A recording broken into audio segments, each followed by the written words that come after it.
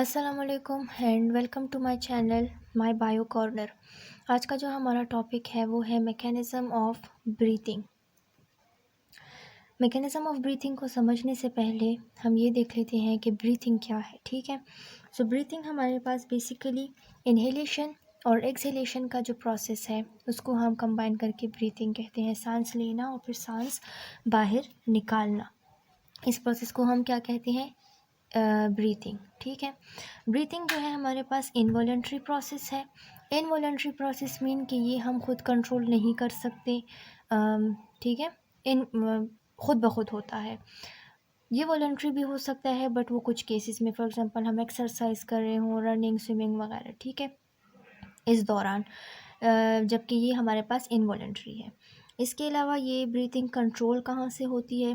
Breathing हमारे पास जो हमारे ब्रेन का जो मेडुला ऑब्लंगेटा पोर्शन है वहाँ के ब्रीथिंग सेंटर से ये ब्रीथिंग का प्रोसेस हमारे पास कंट्रोल होता है। ठीक है, कंट्रोल किस तरह होता है, ये किस तरह हमारे पास जो है ना और जो ब्रीथिंग ऑर्गन्स है हमारे पास लंग्स या इसके साथ कम्युनिकेट करता है। हमारे पास ब्रीथिंग में मेनली अगर हम कह लें तो दो पार्ट्स इन्वॉल्व होते हैं। ठीक है, एक हमारे पास डायफ्राम और इंटरकोस्टल मसल्स। डायफ्राम आप लोग को पता होगा कि क्या होता है, ठीक है, और इंटरकोस्टल मसल्स फॉर एग्जांपल देखें, ये रिब्स है ना हमारे पास एग्जाम्पल के तौर पर, तो इसके जो बीच में जो मसल्स प्रेजेंट होती हैं उनको हम क्या कहते हैं? इंटरकोस्टल मसल्स कहते हैं। तो ये हमारे पास जो मेडुला ऑब्लंगेटा है ये किस तरह कम्युनिकेट करता है हमारे पास डायफ्राम और इंटरकोस्टल मसल्स के साथ? ये हमारे पास डायफ्राम जो है उसके साथ ये थ्रू फ्रीनिक नर्व्स कम्युनिकेट करता है, जबकि इंटरकोस्टल मसल्स के साथ ये इंटरकोस्टल नर्व्स के थ्रू कम्युनिकेट करते हैं। ठीक है, ये इसमें कुछ बेसिक बातें थी।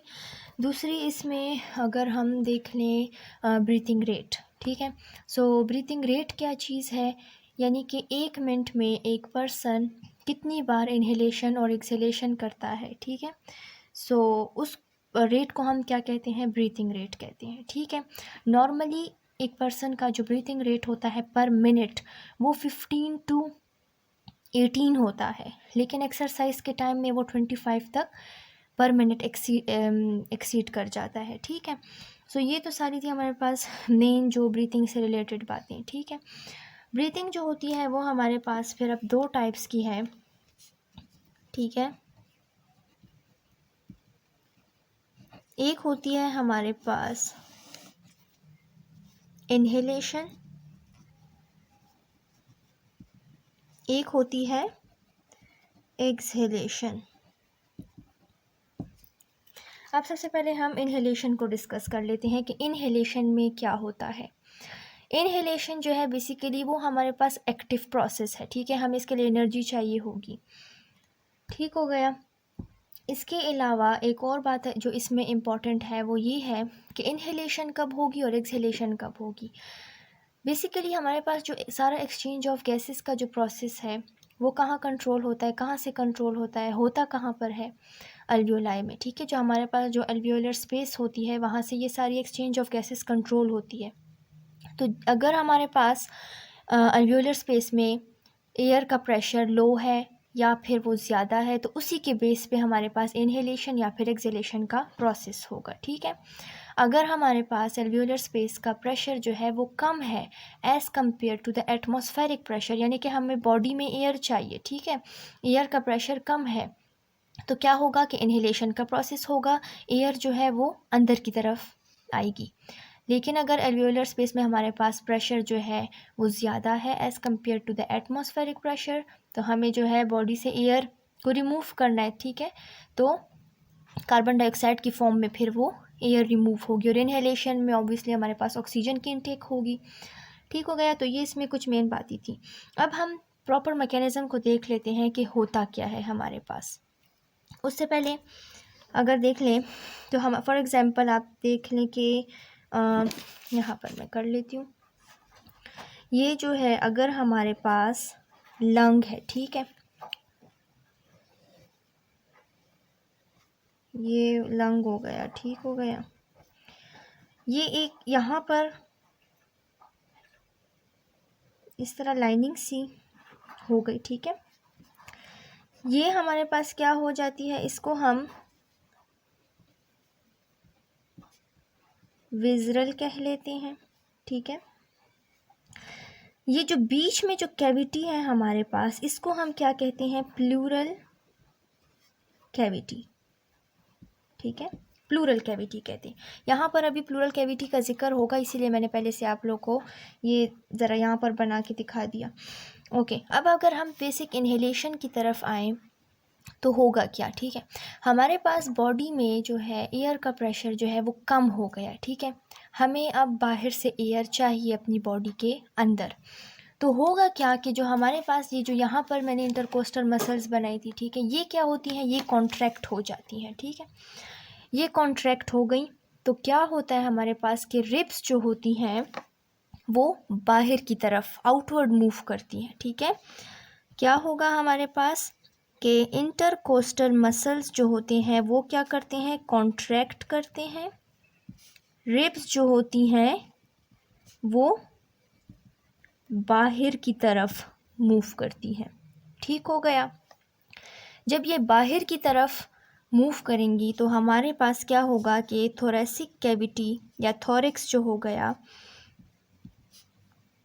उसमें हमारे पास स्पेस बन जाएगी, ठीक है, स्पेस मिल जाती है हमें, ठीक हो गया।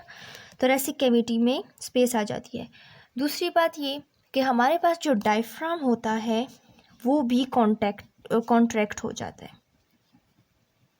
डायफ्राम जो है, ठीक है, वो यहाँ पर, ठीक है, डायफ्राम जो है वो भी नीचे की तरफ चला जाता है, कॉन्ट्रैक्ट हो जाता है, ठीक है। वो कॉन्ट्रैक्ट हो गया तो लंग्स को और भी जगह मिल गई, ठीक है, वो एक्सपेंड हो गए। लंग्स एक्सपेंड होंगे तो ये प्लूरल कैविटी जो होती है यहाँ पर ये भी एक्सपेंड हो जाती है।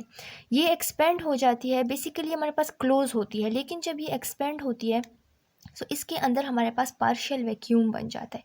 वैक्यूम हम किसे कहते हैं, जहाँ पर एयर नहीं होती, ठीक है, एयर रिमूव्ड स्पेस को हम वैक्यूम कहते हैं। सो यहाँ पर जब हमारे पास पार्शियल वैक्यूम बन गया, यहाँ पर भी एयर चाहिए हमें, ठीक है। सो लंग्स के एक्सपेंड होने की वजह से ये प्लूरल कैविटी जो होती है ये भी एक्सपेंड हो जाती है, ठीक है। अब डायफ्राम कॉन्ट्रैक्ट हो गया, रिब्स जो है वो आउटवर्ड की तरफ मूव कर गई, लंग्स जो है वो एक्सपेंड हो गई, हमारे पास थोरेसिक कैविटी में स्पेस बन गई। स्पेस बन गई, जो हमारे पास एल्वियोलर जो स्पेस होगा वहाँ पर एयर प्रेशर कम हो गया। एज ए रिज़ल्ट क्या होगा कि एयर जो है बाहर से रश इन करेगी, ठीक है, अंदर की तरफ आएगी, और एज अ रिज़ल्ट क्या होगा कि हमारे पास लंग्स जो है वहाँ पर एयर आ जाएगी। सो ये हमारे पास था इनहेलेशन का प्रोसेस, ठीक है। ये हमारे पास क्या होता है, एक्टिव प्रोसेस है,